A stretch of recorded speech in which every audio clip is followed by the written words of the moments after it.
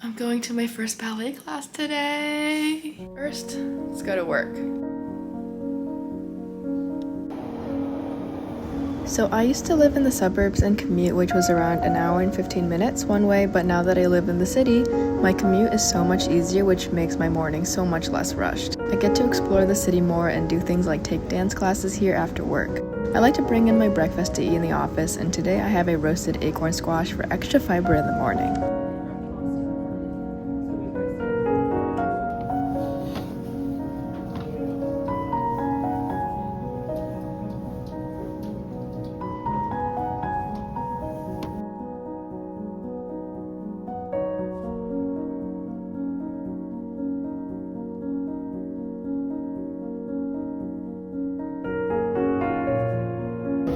Thank you, Jessica. Monday vlog.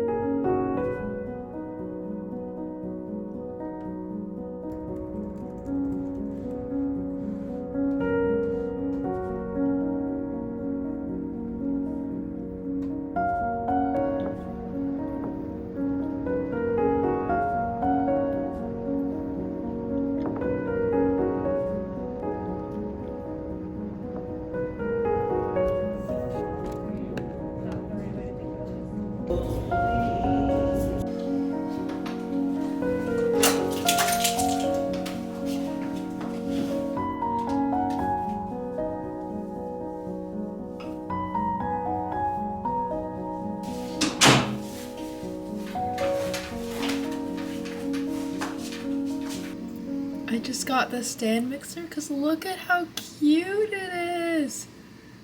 Look at this color. So I've been wanting to make a lot of bread and bake more in my apartment in Chicago, so I was like, why not get a KitchenAid? And I thought their colors were super cute compared to any other mixer. I know for bread this isn't the best, but I feel like for the little amount of bread that I make, this is good enough for me. I do have a dance class in like an hour and a half, so right now I'm just cooking, preparing dinner, so I can be ready for dance later.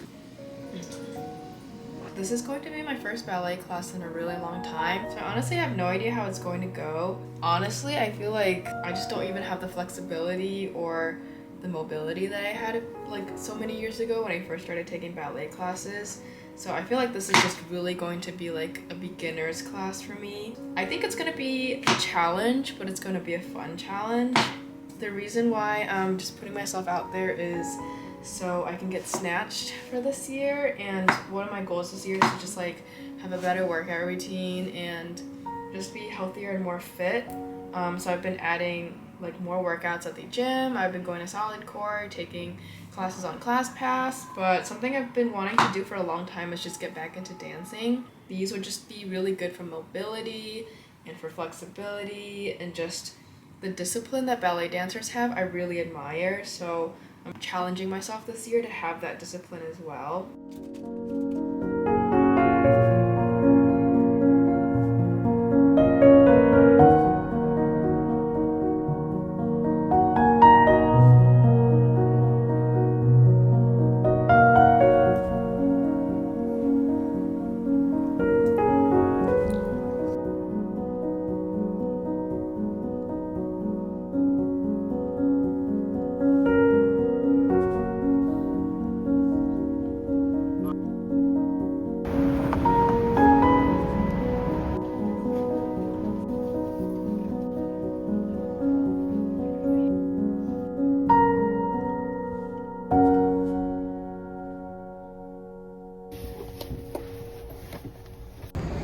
It just started snowing as I walked out of class.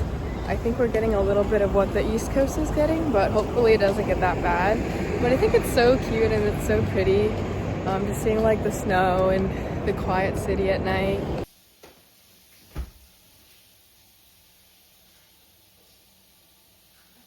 So I got this Dyson Airwrap for Christmas, and I've used it a couple times by now, but I feel like it's literally made me a different person than who I was before I got it, because I used to just like not really do my hair, like put that much effort into my hair. But after I've got it, I've realized that it's like so much easier to just like do it once and then let it sit and relax like the few days after you wash your hair and then kind of do it again.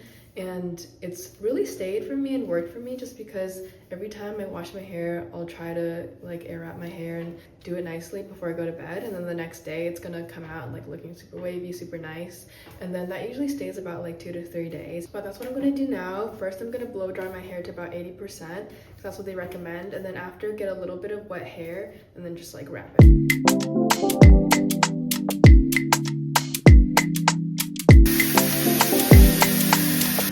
About 80% dry, still a little damp on the ends. Let's see if this works.